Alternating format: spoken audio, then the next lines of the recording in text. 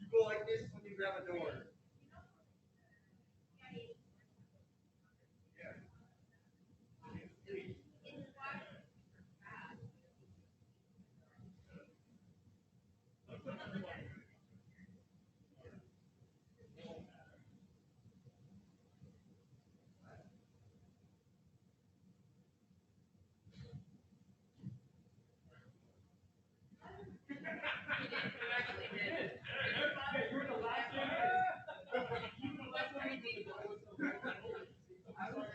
I'm just joking.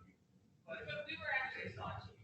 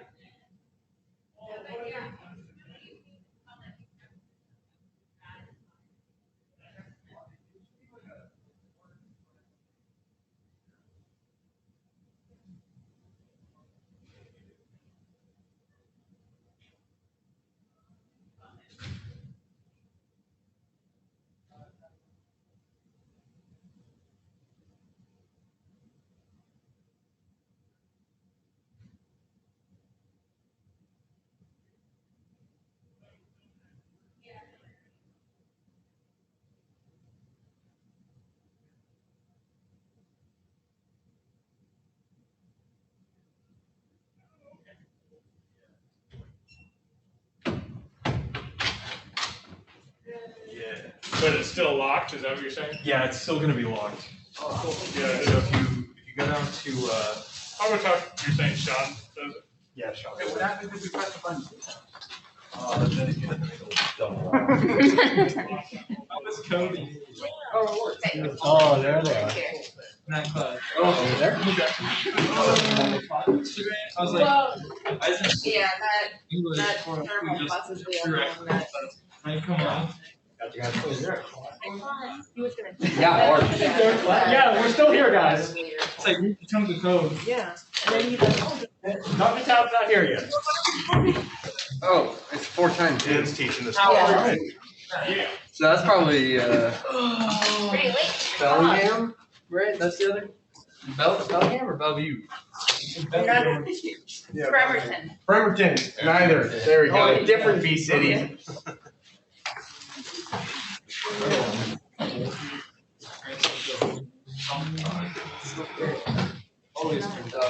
I'm gonna be instructed in it. Just start doing that problem.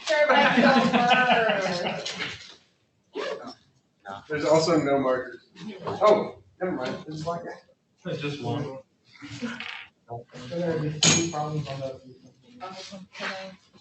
Which one? Yeah. What it, bro? Get your lab done by tomorrow night. Do that. Boring, man. Chips, anybody?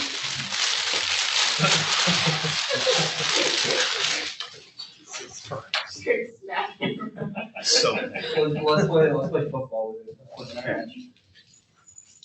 There's no one in there.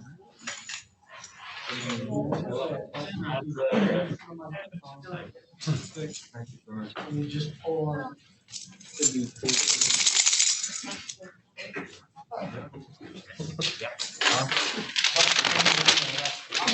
Just crumple the shit. To be fair, I don't think Bremerton this week.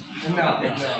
Absolutely. Represents a bunch of bouncers sitting at the like, yeah, we were cool. Turbines, cool.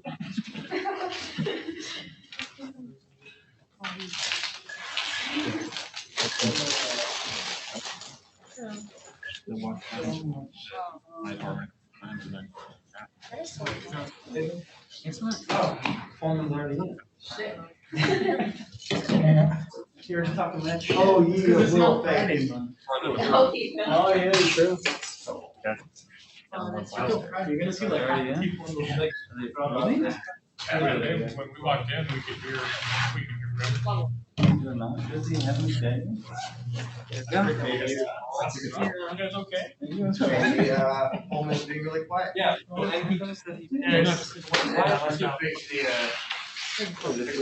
Take a break. Yeah. It's expensive. Yeah, they can always hear him. First We bought She's only 30 units in there. We're having chip. Yeah, $67.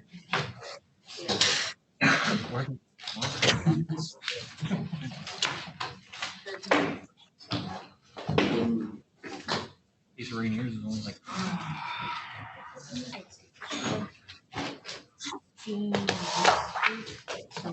This is coming. I was great.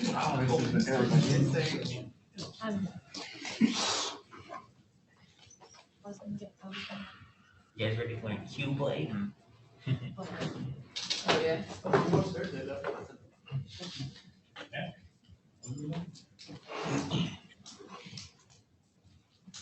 The home. Yeah.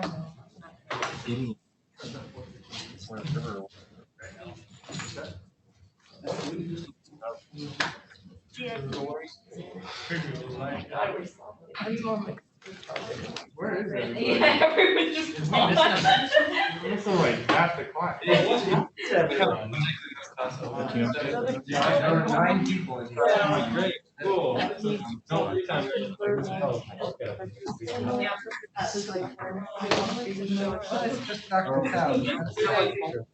along the way. Like, I would have I never been there, but yeah. I know what you're talking about.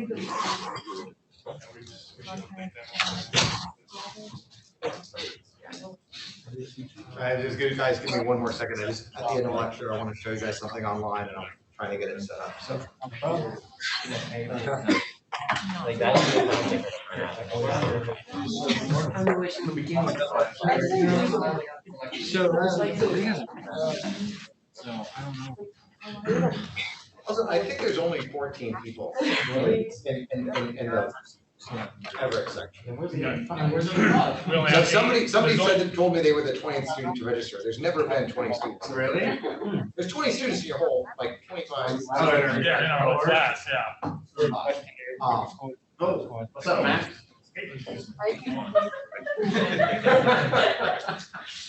All that. You called him out. Bro, you called him out. Okay, I'd like to go ahead and get started. Drive here, dude. Exactly. So this is the first time I have to say it. People in Everett, I can hear every word you're saying. I'm trying to get class started. You guys, okay. Hi. Bremerton, can you hear me and are you seeing the content? Yes. All right. Yeah. And, Pullman, can you hear me and are you seeing the content? Yeah. Yeah. All right, excellent. All right, what I'm gonna do today is a little bit, I'm gonna go seemingly a little bit out of order. We have about 4 pages of notes left that I wanna cover in chapter 2. It's not, it's basically stuff just to make sure that I've said it. It's very straightforward, it's non-technical. I'd like to go over it. But what I'd really like to do today is get started on chapter 3, which I consider is like really the meat of this course. Okay, so what I'm going to do and what I plan for today, my first lecture in chapter 3 was I was going to go over what's called 1D momentum theory and prove the Betz limit to you. Okay? And I've done this in the past. It usually takes me about an hour to go through it. And I want to do this kind of slowly and a little bit lovingly because it's a really kind of beautiful mathematical proof, mathematical and physical proof, and I think it has a lot of value. So I'm going to do this first, and then whatever time we have left, we should have about 10, 15 minutes once I'm done taking my time with the Betz limit. Then we'll go back and we'll look at the last little bit of chapter 2. Okay, so that's my plan. So I wrote up here, this is what is covered in chapter 3. So chapter 3 is our aerodynamic, wind aerodynamics chapter. And as I said, each one of these bullet points is pretty much a lecture. So I'm going to try more or less. Some of these things might take more than 75 minutes. Some of these might take a little bit less. But we're going to try to get through what's called 1D momentum theory, which will prove the Betz limit to you today. Then we're going to look at, well, this theory doesn't actually take into account the fact that the wind behind the wind turbine will be rotating, right? Which will further reduce the amount of maximum power we can get. So we'll look at what that does. Then we'll kind of cover some kind of general concepts of aerodynamics. We'll talk about blade design. Finally, and this is a big payoff, we're going to talk about what's called blade element momentum theory, which is really what lets us start designing effective wind turbine rotors. And for that matter, effective airplane props and to a lesser extent, fan blades, which aren't actually usually designed to be all that efficient. We'll talk about ideal and real turbine blade shape design, and we'll talk about the general procedure for designing wind turbine rotors. I'll then introduce you guys to some software called QBlade. I plan to spend about a lecture on that. And finally, and this is somewhat of me doing it just because I want to, we'll talk specifically about the aerodynamics of vertical axis wind turbines, which is discussed somewhat in the book, but I'm going to go a little bit further than what's in the book. Okay? So our goal of this chapter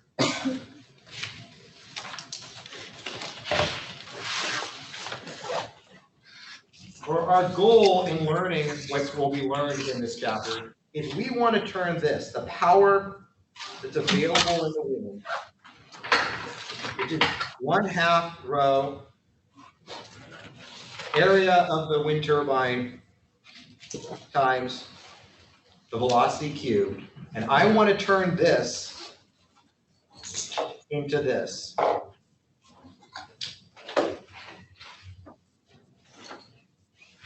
Where Q is the torque and omega is the rotational speed of our shaft or of our rotor.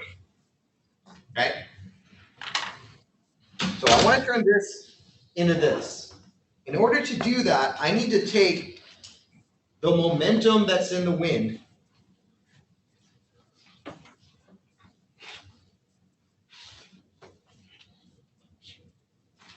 and convert that into momentum in my rotor blades.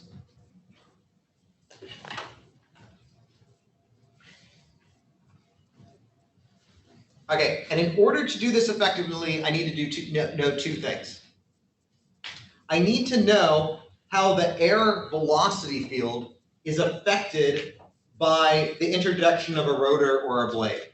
Okay, so one, I need to know how velocity field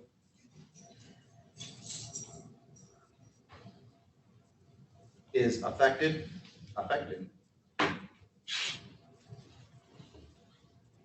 by my rotor. Two, I need to know the forces the velocity field imparts on the rotor. All right, so this first question, how the velocity of field affects my rotor, we're going to get that information from something called momentum theory.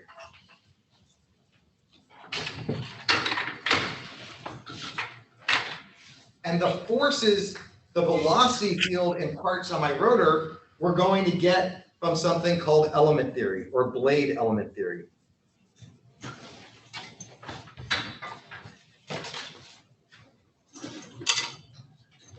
So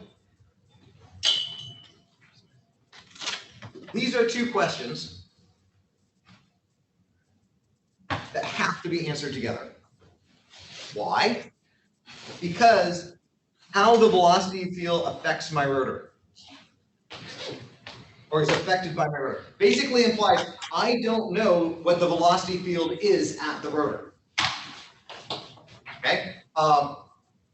So I don't know the velocity field at the rotor. I can get that by number 2. I also, if I know the velocity field at the rotor, which I don't know, I can, through my understanding of airfoil theory, predict the forces that are acting on it, and predict the forces that are acting on a blade. But I can't do that without knowing velocity field, and I can't know the velocity field without knowing the moment, without knowing. So I need to answer these two questions together. So what typically happens is we guess the velocity field at the airfoil, and then we predict what that velocity field, how much momentum is going to be transferred from the velocity field to the blades, and then use that to update our guess of what actually happened in the velocity field. And we go back and forth, and we use an iterative approach. Okay, now notice I cited momentum theory and element theory, and that is 1, 2, 3, 4, that's my 5th lecture. So we're not going to talk about these together today. Today, we're going to focus just on momentum theory. And we're going to build our way up and work our way up to blade element momentum theory. What I'm going to do first is I'm going to look at momentum theory just in 1D. The simplest momentum theory I can do. So the rest of this lecture, I am talking about 1D, pure momentum theory.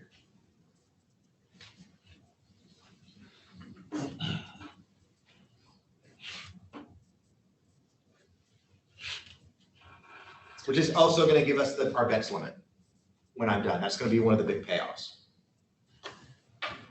So what we're going to do is I am trying to find my best CP, my optimal CP, my theoretical tops value I can get for CP. Remember that I've defined CP as my power transferred to the rotor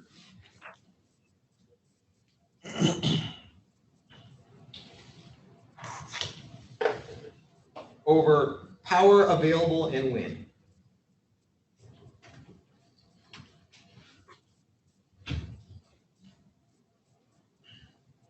So this is P rotor, and I put a bar over there to indicate that this P means power. I'm about to show you my nomenclature, and I need to kind of distinguish. Today, I need to distinguish between power and pressure. Okay, over 1/2 rho A velocity, and I'm gonna put a little infinity sign down there, cubed. The big payoff is going to be, our payoff today is going to be that we will find CP max. And we're going to do this from first principles.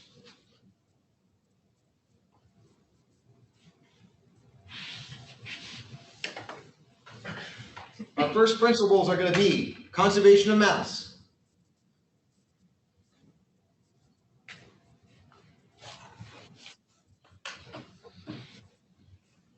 M is conserved, our conservation of linear momentum.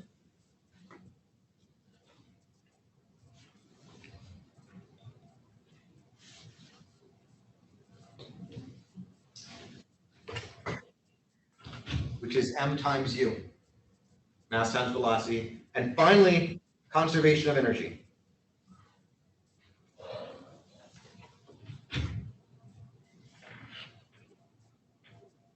And here, what we're going to use for conservation of energy is the Bernoulli equation.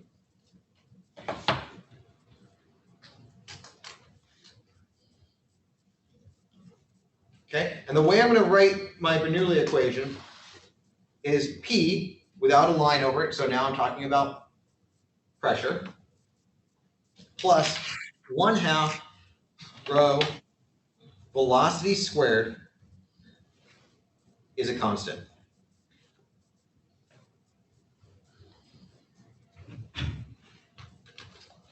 All right, and what I'm about to do, I'm going to make a few assumptions.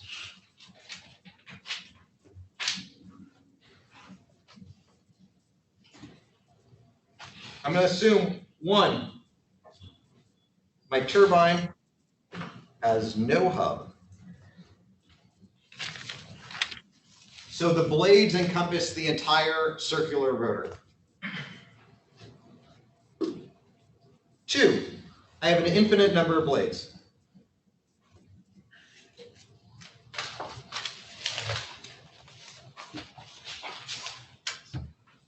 And the reason I'm saying I have an infinite number of blades is what I'm going to say is we're going to assume that our rotor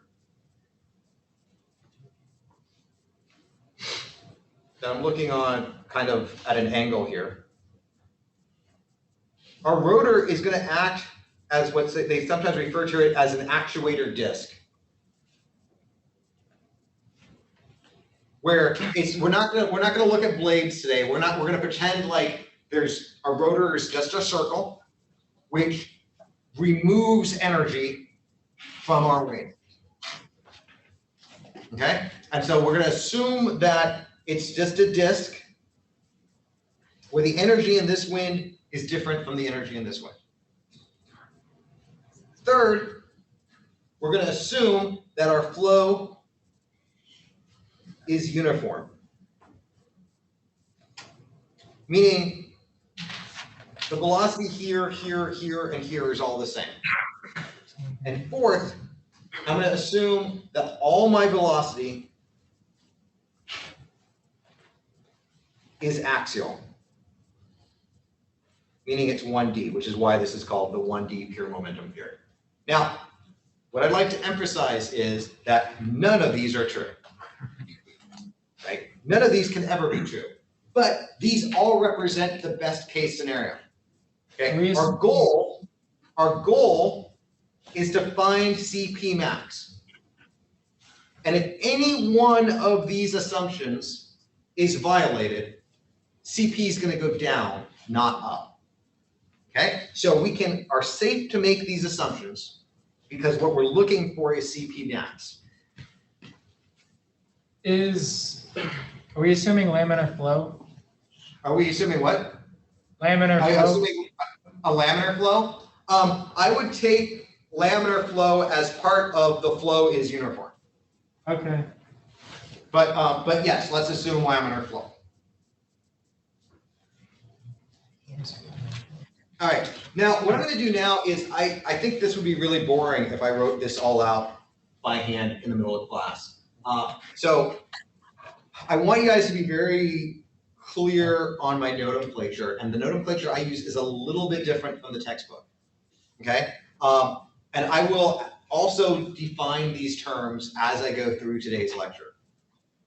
In the textbook, we're going to talk about what we're going to do is we're going to create a visual control volume, and there will be 4 points of interest in the control volume. There will be 1 point well upstream of my wind turbine, which the book calls U1. I'm going to call it U infinity. There's going to be a point just in front of our rotor, which the book calls U2. I'm going to call it U plus. There's going to be a point just behind the rotor, the book calls U3, I'm gonna call it U minus. And then there is a point very far past the wind turbine, downstream from the wind turbine. What the book calls point 4, I'm gonna call it U wake, UW for wake. Okay, rho is for density, A is the area, but it's not just gonna be the area of the of the rotor. There is gonna be the area of our control volume upwind at the rotor and downwind, and I will use these same subscripts and superscripts. P is for pressure. Again, it'll be different at those 4 points, 1, 2, 3, and 4, or infinity, wake, plus and minus, so I'll use the same subscripts. Little lowercase a is called an induction factor. I will define this better when we get to it, but essentially the wind speed at the rotor will be slower than the upstream wind speed, upstream wind speed. So our induction factor is a way of defining our velocity at the rotor in terms of the free stream velocity, if there was no wind turbine there. T is for thrust. It'll have units of force. When I put a P with a bar over it, I'm trying to say power, not average pressure, but power. Q, I'm using is for torque, because I already used T for thrust. We won't need these symbols today, but we will need them in Friday's lecture. I'll use capital omega for angular velocity of the blades, lowercase omega for the angular velocity of the wind behind the rotor. Again, we're not going to use these today, so if this is confusing you, don't worry about it. I'm going to use lowercase a prime. This is called the angular induction factor. And this is the same symbol the book uses. Lambda I have already used to refer as the tip speed ratio, and lambda r is called the local speed ratio, which we'll define more as we move on. Okay? So keep this notation in mind, and I will, as we go through this, I will constantly and consistently remind you of what these terms mean as we use them. All right, and so we begin. We're going to begin very pleasantly with some pictures. I'm going to draw for you a control volume. I have my rotor, which here I've kind of drawn as a 2-blade rotor, and I have, this is my area at my rotor. I'm going to draw this control volume where I also have, at the entrance to my control volume is the wind far upstream, and at the back of my control volume is the wind far downstream. And this creates a control volume.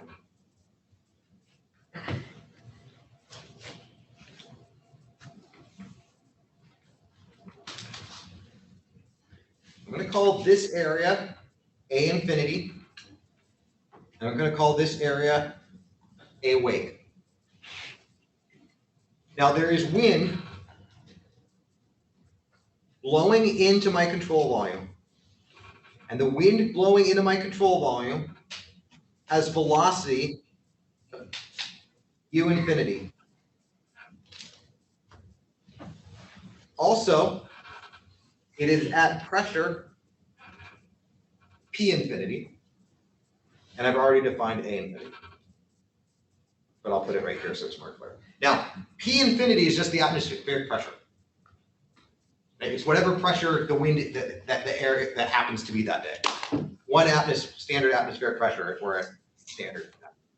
Now, all the wind, because all the wind in this assumption is blowing axially, right?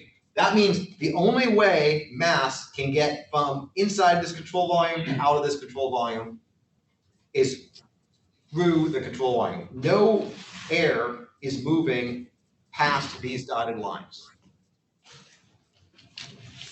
At my rotor, I'm going to define the wind velocity just upstream from my rotor as U plus.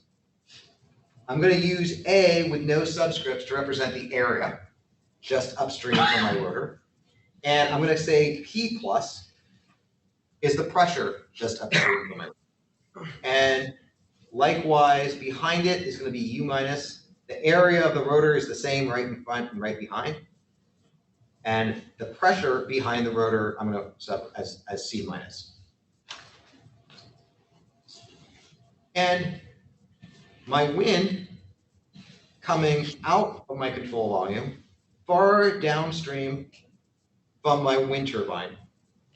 This area is a W, as I previously stated. The wind velocity, which obviously you can see the way I drew this was slower, was larger. So my velocity coming out of my control volume will be slower because of conservation of mass. And we're going to assume incompressible flow. And I have my pressure behind the air pressure leaving the control volume. Now, the pressure, the air pressure leaving the control volume, assuming this is also far downstream, this also has to be atmospheric pressure. So this pressure and this pressure have to equal. This is what's going to happen. Now I'm going to make some plots. I'm going to plot. This is X. This is where my rotor is. And this is my velocity as a function of X. So right up here, this is U infinity, and we'll say down here is my velocity in my wake. Okay, and this curve's going to look something like this. Oh, okay. This is my velocity at the wake, since I don't know how to draw. Now, one thing you should notice is that my velocity in front of my wind turbine and my velocity behind the wind turbine have to be equal. So what I learned from drawing this is that U plus is equal to U minus. So I'm just going to start calling it U with no subscripts. So from here on out, just like my area, if you see U and there's no plus or minus or infinity sign or W, it is the airspeed at the rotor.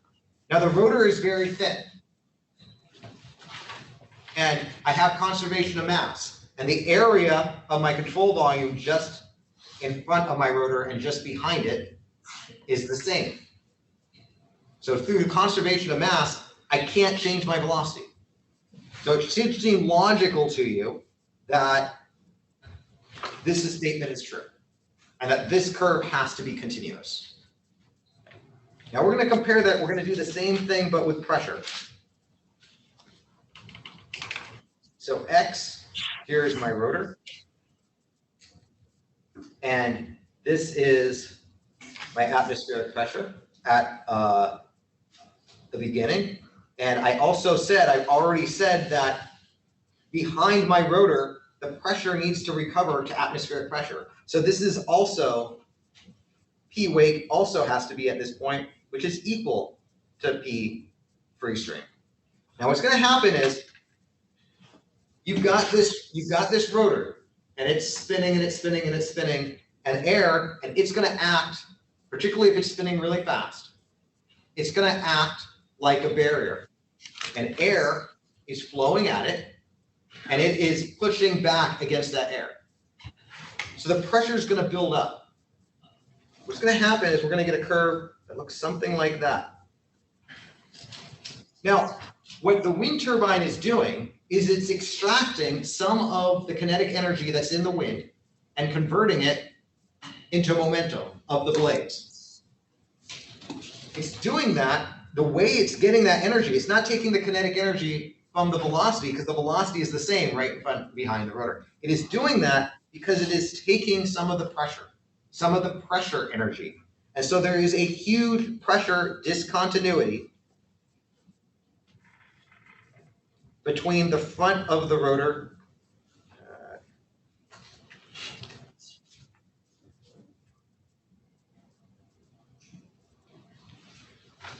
We're going to pretend that this point and this point are the same. All right. All right, so this is our situation. Our wind downstream is slower than our wind upstream and is continuous at the rotor. Our pressure drops. Now, how much our pressure drops, how much our wind speed is reduced, and how much our pressure drops is going to depend on how fast the blades are spinning. Think about this. If the blades are spinning too slowly, then most of the wind is going to go right past a blade and never see a blade. If the blades are spinning too quickly, then the rotor is just going to act like a disc, and all the wind is going to hit a blade, and it's just going to go around. And if it goes around, then we violated the 1D control theory that we've used. So that is invalid. So the question is how much do we want to reduce the speed? And we control that by how fast we make the rotor spin. Now remember, we control how much the rotor spins because we decide how much torque we take away using a generator.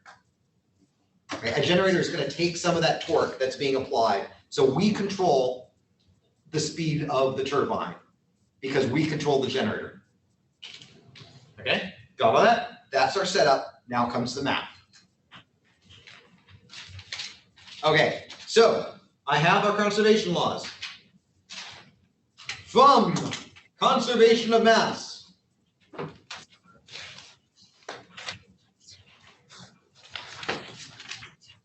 I introduce that the mass flow rate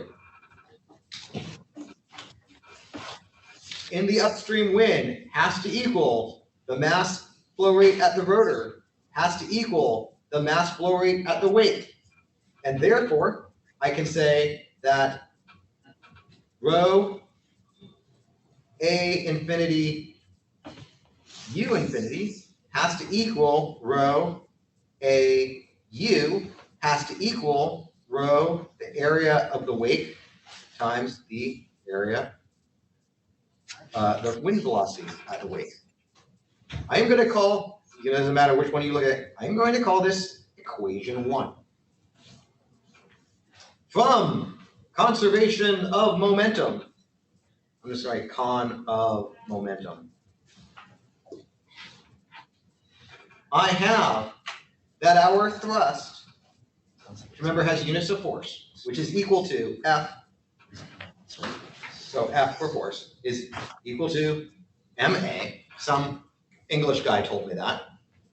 I can write this as mass times, I guess we're using U in this class, du dt. And then I can do something that would really piss off my calculus teacher. I'm going to take this dt and I'll move it under the M. And then I'm just going to write the U as a change in U. Okay, so I can also say that this is the same as my mass flow rate, which is du dt, times my change in U. Okay, that's always true. I'm going to call this equation 2.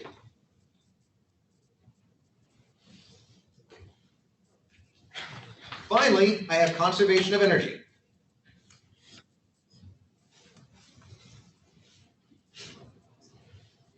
Which I can also say is the Bernoulli equation.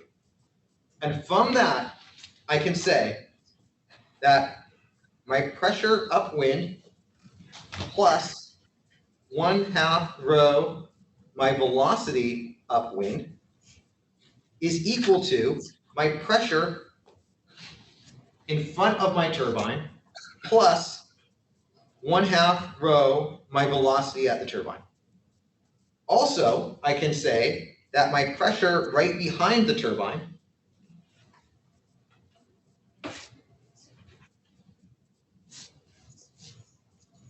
is equal to P infinity because the pressure in the wake is the same as the pressure in the upstream, plus 1/2 rho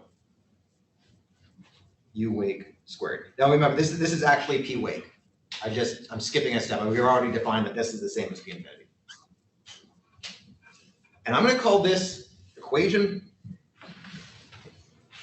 Oh, you know what? I'm sorry, I skipped a step. Just to keep my equations like. So this is equation 2, and then I just rewrote this as I can say that T, this is T, my mass flow rate times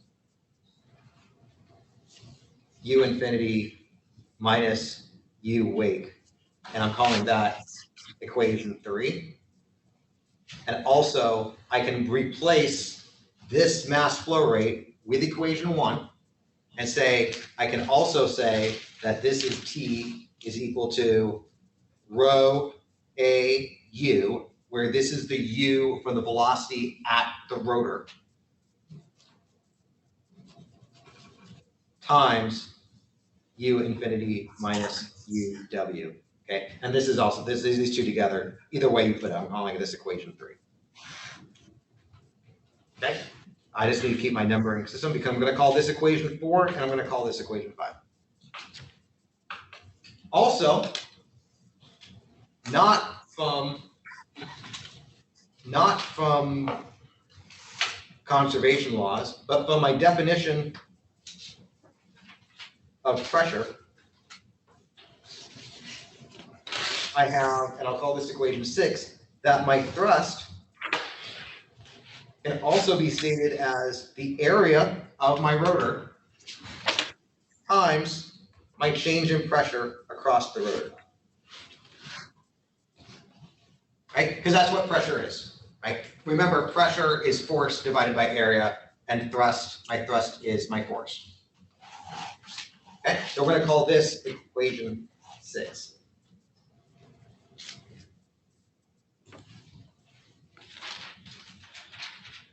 Now, you'll notice that both equation 4 and equation 5 have P infinity in them by itself. So I can solve equation 4 and I can solve equation 5 for P infinity, which I'm going to do now. I'll just do that here. Okay, so everything above this line, this is my setup. Okay, so I have P infinity is equal to P plus 1/2 rho U squared minus 1/2 rho U infinity squared. And I have that P infinity is equal to P minus plus 1/2 rho U squared minus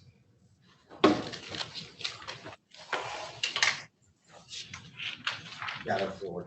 1/2 rho U wake squared. And if you look at this and say, I'm gonna try to do this without giving all the algebra. I'm gonna set this equation equal to this equation. And when I do that, I realize, wait, I have this 1/2 rho U squared in both equations. So when I set this equation equal to this equation, I can cancel these terms. And then I'm going to move both pressure terms to one side and both kinetic energy terms to one side. And what my result is going to be is I'm going to end up with 1/2 rho U infinity squared minus 1/2 rho U wake squared is equal to my change in pressure. Okay, and I'm going to call this equation 7. Also, this shouldn't be terribly surprising to you, because this is just another restatement of conservation of energy. I've got pressure energy and I have kinetic energy, and this is a change in kinetic energy, and this is a change in pressure energy. across the turbine. Okay? But I had to get us there mathematically, and that's equation 7. Now, so I'm going to tear this out so I can easily refer to it again while we work on the next page. I'm now going to plug 7 into 6. So 6 had a P plus minus P minus. So basically, I'm just going to take this in here and I'll replace it with this. So this will give me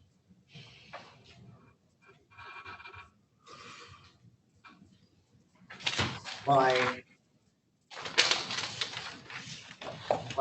thrust, which is my force, is equal to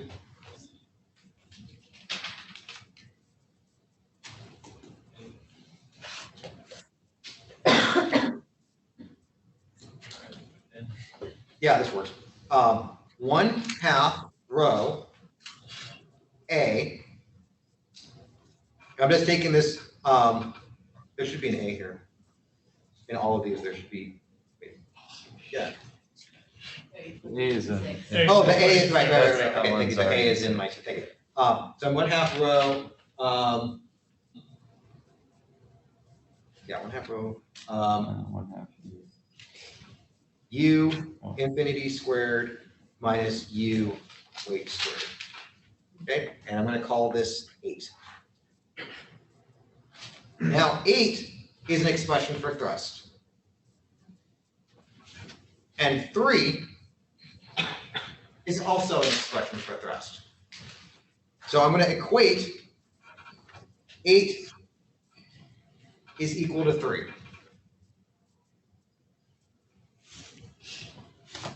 And so I'm going to write 1/2 rho A U infinity squared minus U wake squared is equal to rho A U infinity minus U wake. And before I call this equation number 9, I'm going to do some algebra. I'm going to realize that this is equal to 1/2 rho A. And I take this term and I'll write it as U infinity plus U wake times U infinity minus U wake.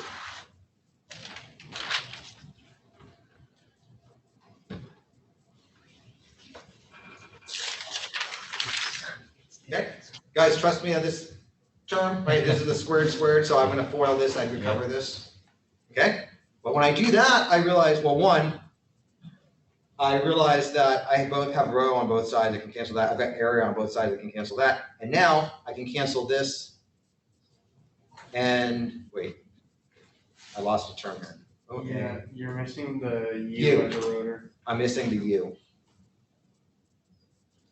That was part of this. I remember to get this, I had rho A U because that was my mass flow rate. So there's a U here. So, and this canceled with this. Okay, and what I get is 1/2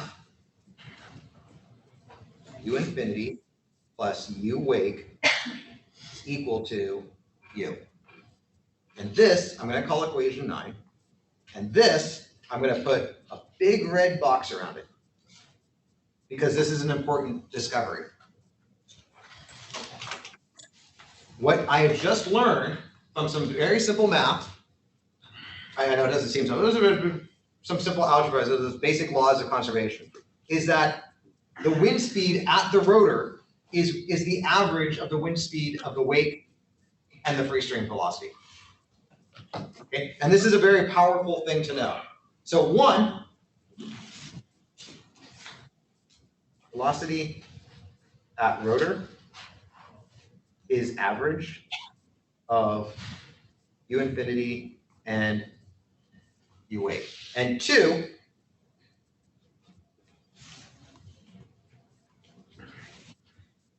wind speed at rotor must be greater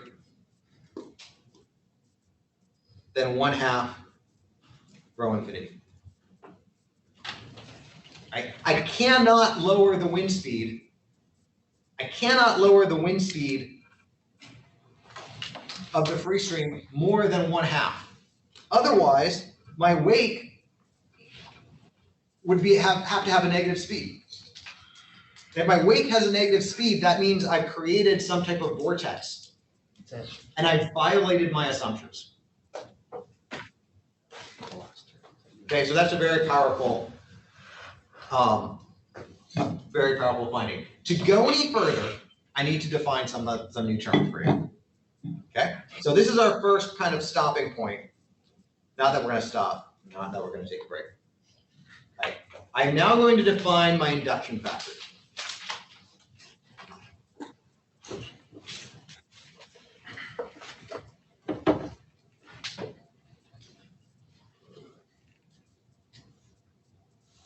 A.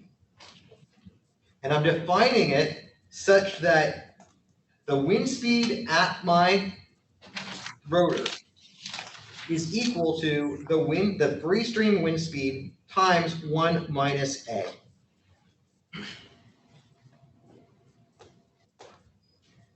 So essentially, A is the fractional percent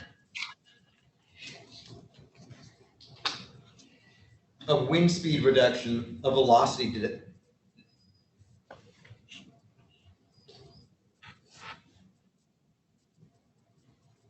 from free stream. And if you want a definition for A, the way definitions are usually written, where the thing I'm defining is on the left, you can algebraically solve this as u infinity minus u over u infinity. Okay, I'm pretty sure that's right. I didn't check that. All right. Now also, because we've already established that u is the average of our upstream wind speed and our downstream wind speed, I can also define my downstream wind speed as just u infinity times 1 minus 2A.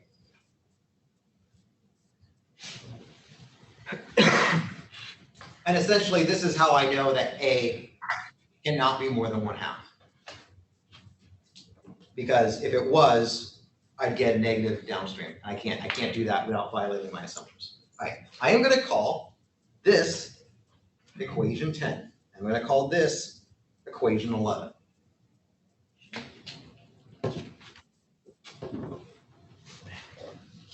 All right, now I need to convince you of something.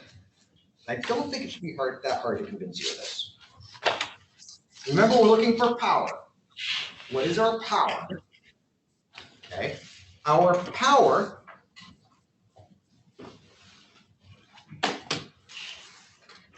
we should be able to write as our thrust times our velocity. How can I convince you of that? I can convince you from units. Remember, thrust has units force, and my velocity is a length. Force times length is work divided by time. Force times length is work divided by time is power. That's one way. I can also point out to you, all right, so I'm going to take my thrust. So this is one way for me to convince you that this is power. The other thing I can do is I can say I've defined my thrust. This is from 8.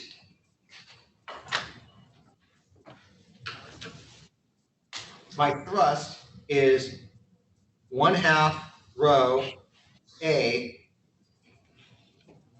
u infinity squared minus u wake squared. That was my thrust. This was from equation 8. And this is essentially change in kinetic energy. Right? And change in kinetic energy divided by time is power. Right? And so I need time, and I get my time from U. So remember, so this is still my power. And this is U. Okay. Now this is where things get a little bit ugly. Just a tish ugly. One thing, I'm going to use the same algebra trick I did before. I'm going to write this as my power is equal to 1/2 rho A. And I'll write this as U infinity plus U wake times U infinity minus U wake. And then I still have this U. I see a look of confusion. This U is coming from here. This is my thrust. And then I just took, rather than writing this as squared, I just inverse FOIL, essentially. Okay? Now, this is where it gets ugly. I just defined that I can write U in terms of an induction factor and U infinity, and I can write UW in terms of, so everywhere I see a U, I'm going to replace with this term, and every where I see a UW, I'm going to replace with this. Okay? So I'm going to end up with P is equal to 1/2 rho A. Oh boy.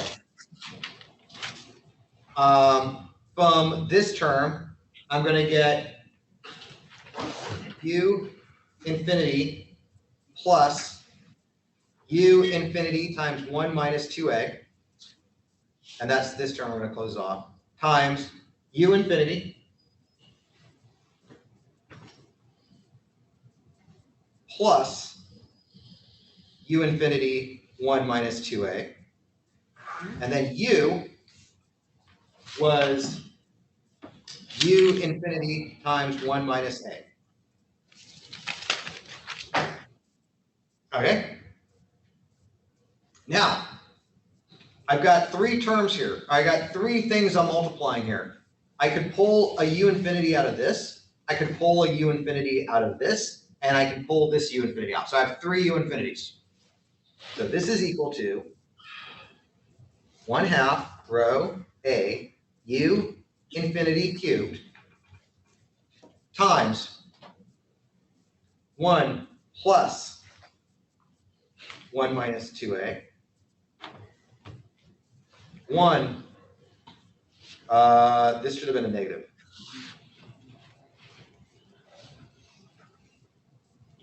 Minus 1 minus 2A. 1 minus A. Now, yeah. So you factored out 3 U infinities. Correct. Wouldn't that just be a single U infinity out front? No.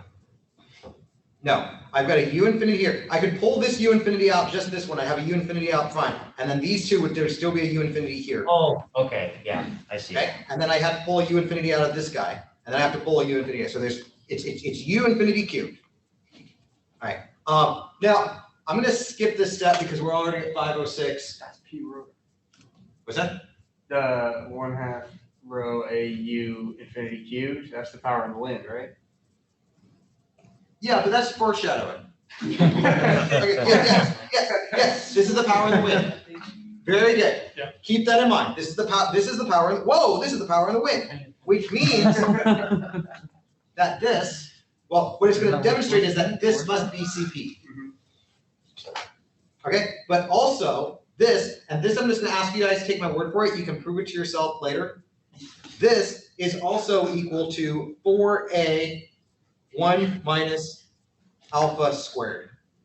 Okay, and if you don't believe me and you don't want to prove it to yourself, on my post, when I post these notes at the end of the week, I do kind of work through the algebra to how that happens, but I don't want to do that now.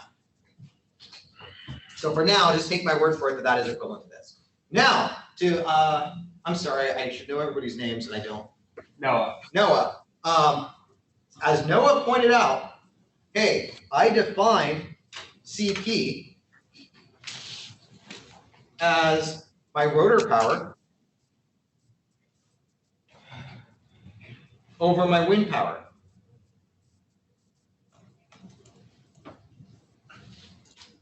Which I just said my rotor power is equal to 1/2 rho A U infinity Q times, I'm not going to write that all out again, 4A 1 minus A squared.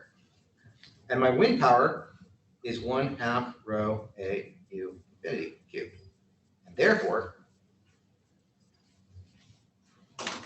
my CP is equal to 4A minus A squared. All right. Now, I want to find the maximum of that. Somebody who took calculus, how do I find the maximum of that? Differentiate. With respect to?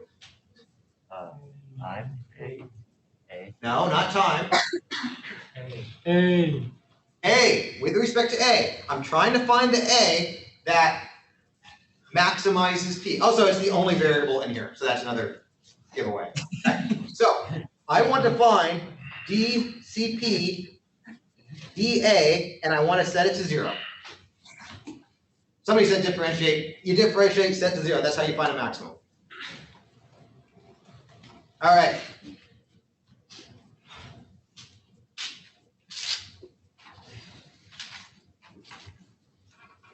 So, dCP dA is equal to d dA of 4A times 1 minus A squared.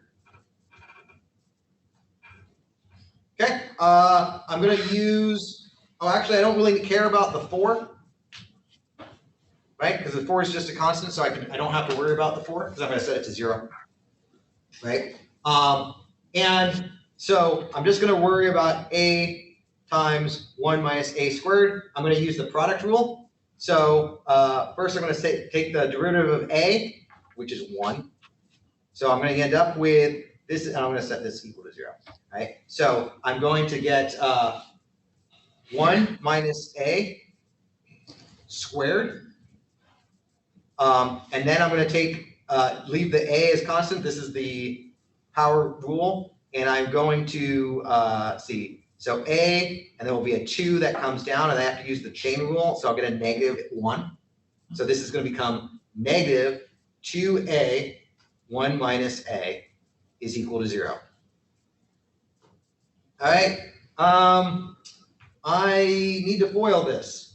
And so I am going to get 1 minus 2A plus A squared minus 2A minus plus 2A squared is equal to 0. And I'm going to combine some terms, and I'm going to end up with, I got an A, I got a 2A, I'm going to get 3A cubed, 3.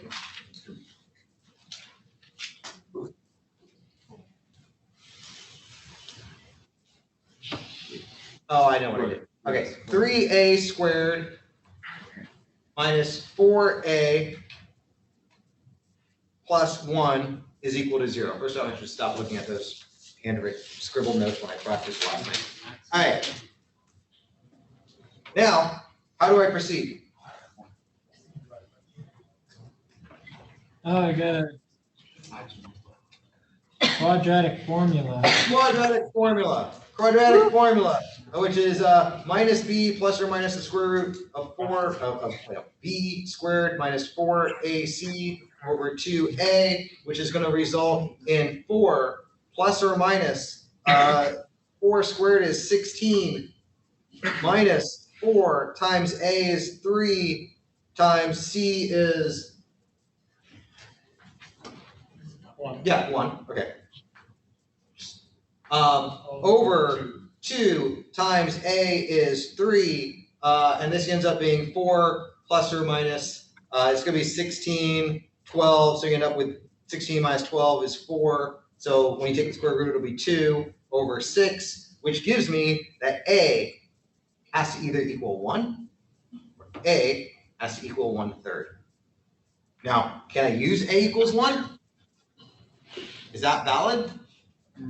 Some nice math, but that means that the velocity of the downstream needs to be exactly the same speed as the upstream, and you just, right? So this is invalid, and I've established that A has to equal 1/3, which means, oh, this is really important. What have I found? I have found, remember, this is not A, this is A optimal.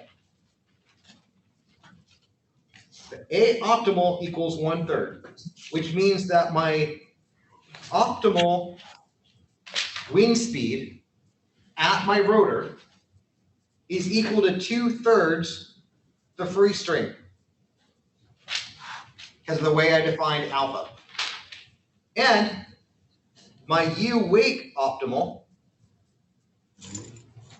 is equal to 1/3 U infinity. Now I can go further. I've defined CP as equaling 4A, 1 minus A squared. And I now know that A optimal is 1/3.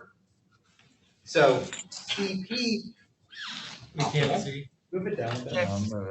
yes, I can, is equal to 4 times 1/3 times 1 minus 1/3 squared,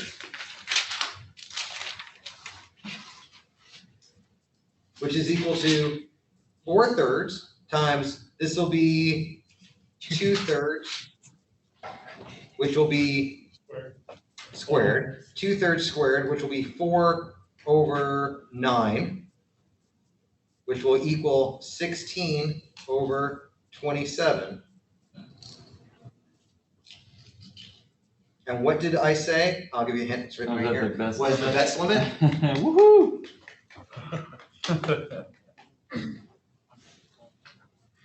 Well done. The best limit.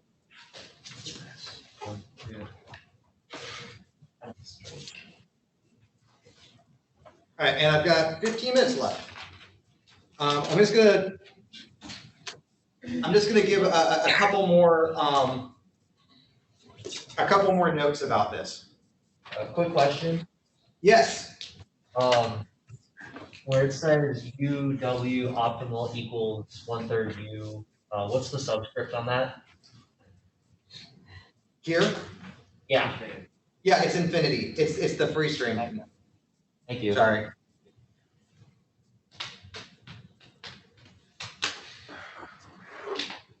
All right.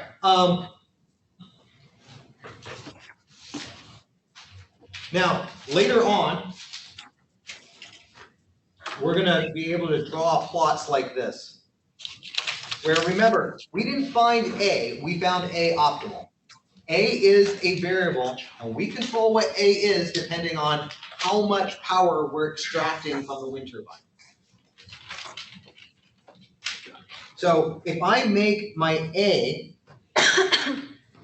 my x-axis and my y-axis CP, it could be CP or it could be power. I'm going to get a curve that looks something like this.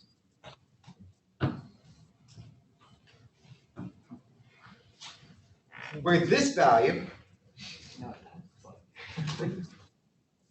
is 16 over 27, and this is 1/3. Now somewhere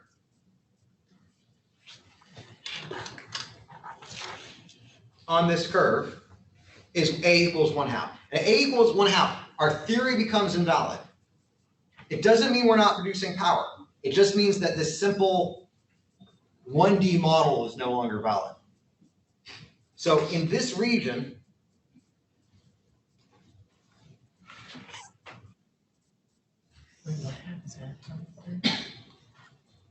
however, it doesn't matter because our goal for today was just to find where this maximum was.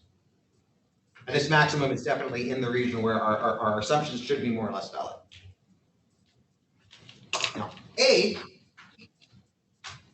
as I've tried to indicate before, A is under our control. We dictate it. And we dictate it by deciding how fast the blades are spinning relative to the wind. So A is dictated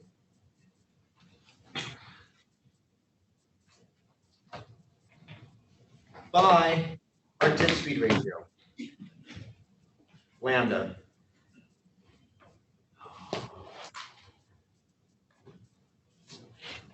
Which we control because we decide what type of generator we connect to our wind turbine. And also lambda is equal to omega r, where r is the radius of our blades, over u infinity. All right, so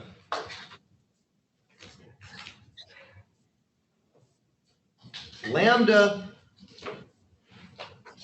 optimal, which if I was to plot it, the plot would look very similar to this curve. But the optimal lambda, the optimal tip speed ratio depends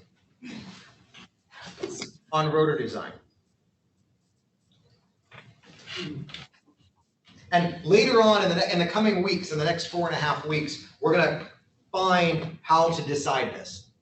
We can tweak what our optimal tip speed ratio is. And it's one of these things, the faster we make it, the more efficient our turbine will be overall.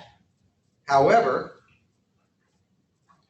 our turbine will make more noise, and the centrifugal force on the blades will get stronger and stronger and stronger as we increase our tip speed ratio. Okay? So something to keep in mind. We'll talk more about that later. Now, also, another way of writing thrust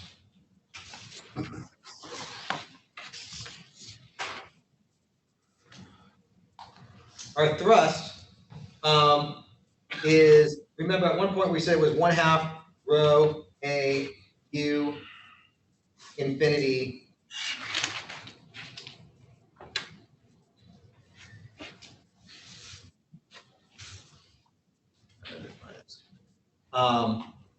okay, let's see, equation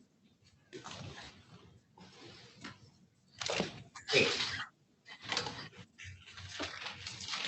I'm going to take a look at equation 8. Can you guys see what? Okay, equation 8. Take this equation, and I'm going to replace U wake with my definition of that U wake is equal to U infinity times 1 minus 2A in equation 8.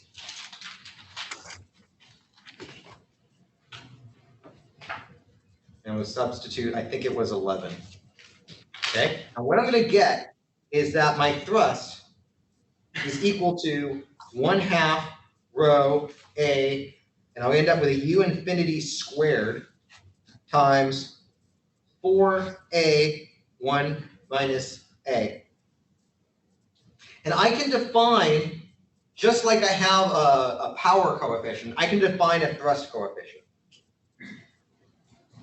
And my thrust coefficient, again, this would be the thrust actually on my turbine over 1/2 rho U infinity. In this case, it's squared A. And looking at this, I can realize that, oh, this term I have right here, this has to be CT. And I could do the same thing I did before, and I could say, all right, what is the derivative of CT with respect to A? And I can set that to 0.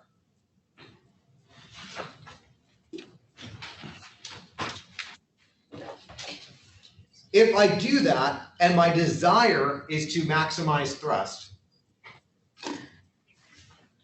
we will find that A optimal for thrust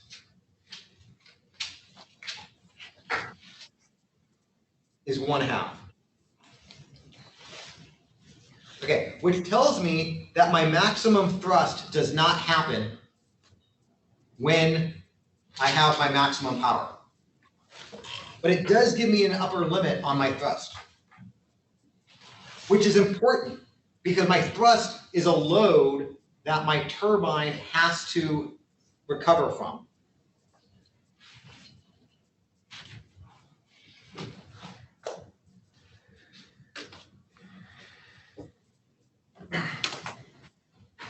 But remember, that's A optimal. And also, it can be shown that when A equals 1/3, that means my CP is equal to 16/27. But at that point, my thrust coefficient is 8/9, which means that if I can calculate the total force, if I treat my rotor as just a disk, as just a solid disk, and I calculate, all right, if the wind is blowing from fluids, whatever your fluids class, I was about to say fluids 101, but you don't take fluids 101. Fluids 304? 303? 303, 304. You guys are taking it right now, you should know the course number. Right here? It was last. Oh, that was last year. Right. That's a junior level class. Sorry. Fluid mechanics. Yeah, I think the thermo is 303 and fluids is 304. Okay. Anyways, if from fluids, you figured out, okay, what is the pressure? What is the force on that disk? The actual force on the disk under optimal conditions is 8/9 for that. Okay. Really wasn't that. We know that. Okay, last thing I'm gonna say on this, is that our bets limit is like Carnot efficiency. Okay, it serves the same role as Carnot efficiency does in thermodynamics. If someone tells you they're beating the bets limit, either one, they don't understand how to apply area. Sometimes they're not thinking about area correctly, or they're a particular weird off the non-standard design. They're wrong, or they don't know what they're talking about. I guess I don't know what they're talking about. They're wrong. Oh, they're lying. Right. That's okay. They're either lying, they're wrong, or they're on the border of being right, but they have to think a little bit more about what is the cross-sectional area that applies to their particular wind turbine. Okay? All right, so I have 4 minutes left, and I think in 4 minutes, I can just really quickly go through what I wanted to say about devices for measuring air pressure. I'm not gonna write things out. These notes are posted. I just want to discuss them a little bit. We were talking last week about, and the last 2 weeks, we were talking about wind energy as a resource and looking at certain properties of wind energy. Now we're going to be talking about how to measure wind energy and what wind energy data is readily available to us. And I don't know if I'll be able to do this in 4 minutes. I might be stretching it Friday. So devices that for measuring wind speed are called an anemometer. The most popular type are cup anemometers. They look like this. Hot water anemometers, which you might learn a little bit about in your 306 class. Yeah, 306. They're kind of cool. We actually have one downstairs. There are newer types of anemometers that work on sound waves and light waves. Called SODAR and LIDAR. The thing is while SODAR and LIDAR are cool, banks don't trust them. Okay, so banks, remember, if you're going to build a wind turbine farm, you need to get financing. And so typically what the banks will want is they will want you to build where you plan to build a wind farm. They will want you to build what's called a MET mast. MET is short for meteorological mast. Okay, and they're usually really tall structures like this, and they're going to have anemometers usually at the hub heights that you might be interested in building a wind turbine. So they will have hub heights of like at 30 meters, 50 meters, 100 meters, maybe 120 meters, depending on how tall of a wind turbine you're planning to make. And they're gonna want a year's worth of data. Okay, the tools that we learn and that you're gonna get a homework assignment, which I will post today. Even if I have to sleep here tonight, I'm gonna like get it posted today, and it'll be due a week from today. All of those tools are helpful for predicting wind energy, but the bank will want to have really, they want to have a time series. In the United States, we are lucky that the government's been interested in wind energy, and also the government has been trying to figure out like what the weather's going to be like tomorrow for the last 30 to 60 years. Okay, so we have collected a lot of wind speed data in this country, all over the country. The kind of warehouse for that information is an organization called NREL, which is the National Renewable Energy Laboratory. They're located in Boulder, Colorado, and they collect a lot of information about wind energy and solar energy in particular, and other types of renewable energy. They get this information from existing monitoring stations, such as airports or weather stations, by met masts that have been put up in the past. There has been several large-scale wind energy atlases that have been put together and financed by either the federal government or universities over the years. Where they don't have met masts and existing monitoring stations, they use computer modeling to extrapolate data. They also use satellite information. And these atlases can give you a general idea of the wind potential at a given site. Really like, oh, this is a good site for me to be interested in. Let me put a met mast there so I can start considering developing wind energy. In the United States, we classify a place's potential for wind energy by wind power class. And there's a chart here that's from your textbook that defines what the wind power class is and how much energy per unit meter, or I'm sorry, power per unit meters could be harvested at the various wind speeds. And these are based on average wind speeds. And notice that they're at 10 meter hub height, 30 meter hub height, and 50 meter hub height. I'm not gonna have time to show this today. I guess it's ready.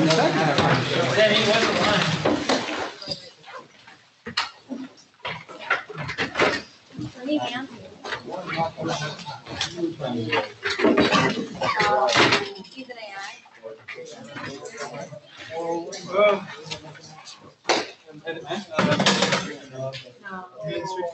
think he's gonna come to talk to you, I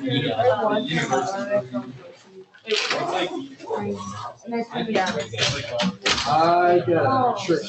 I hate those. At this point, I gotta go back trying to to make it look pretty pretty and part of the section there. And I just have to finish putting the railing and on the front. Sure, whatever makes you happy. We'll be done. Then I'll send it to, if you want, I can include you in the list of people I send it to for review. Yeah, and if you want me to look it over, I can.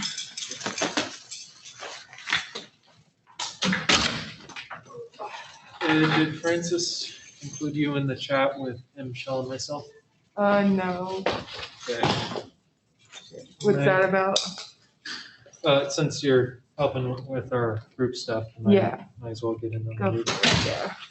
The thing, I mean, I have a design for the manifold and the way to test it, but since that's kind of on the back burner right now. But I need to probably, I'll get to it.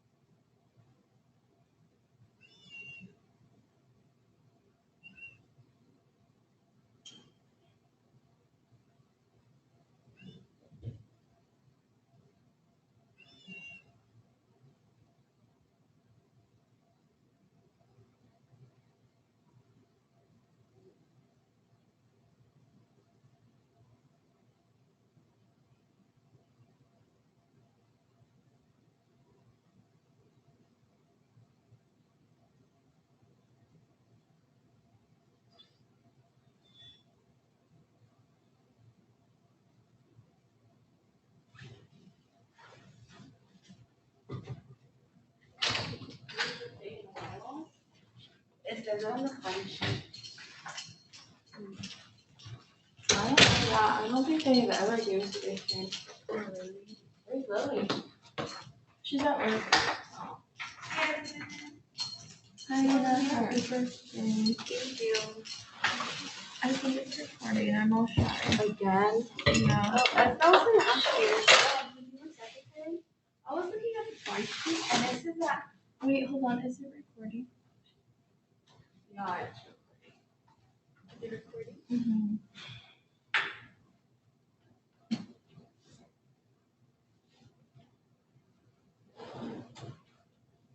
And there's no fucking Zoom on here. Turn it off, that's what we did last time, on the black thing. Like turn the whole system off.